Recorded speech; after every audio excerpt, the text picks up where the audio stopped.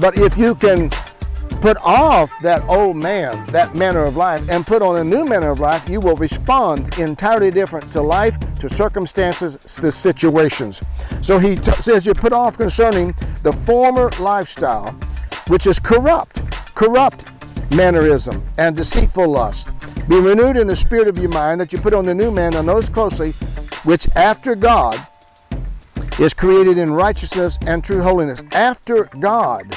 So now you're talking about a principle called the law of its own kind, after its own kind. The law of after its own kind, Genesis chapter 1. And everything reproduces after its own kind.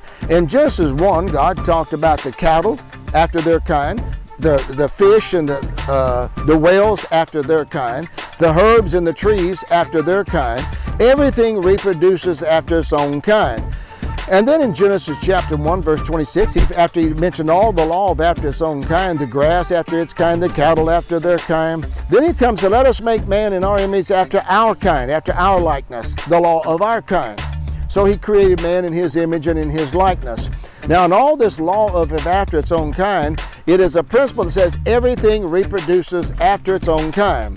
So that means bad companions ruins good character. You ever been around people that their manner of life corrupted you? Corruptible, it says here, and this corruptible deeds. Put all the old man and his deeds that are corruptible, defiled. You get around people that living after that firstborn. They're Christians, carnal Christians. They live after the firstborn. They're indulging their flesh. You run with that, you wind up acting like that. I've said this before, I'm going to say it again. Have you ever noticed that if you run with the bikers, you wind up with the bike? You run with the gang, you wind up with the pistol? You wind up with the drinkers, you wind up drunk. You run around with the dope heads, you wind up addicted.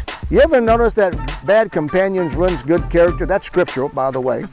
And you'll overcome evil with good. Well, you've got to understand, I don't run with that manner of life.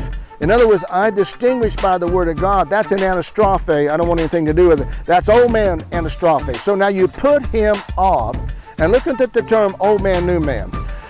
When you use the term old man, new man, you're looking at a term denoting old, and let's use the word age. I'm 67 years of age.